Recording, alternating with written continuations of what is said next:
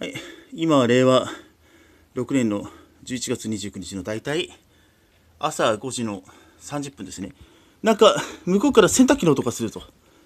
なんだ、闇の洗濯機かな。なんだ、ふらつくぞ。なんだこれは。ちょっと待って。なんだこれ。お母さん。なんだこれは。なんだこれ。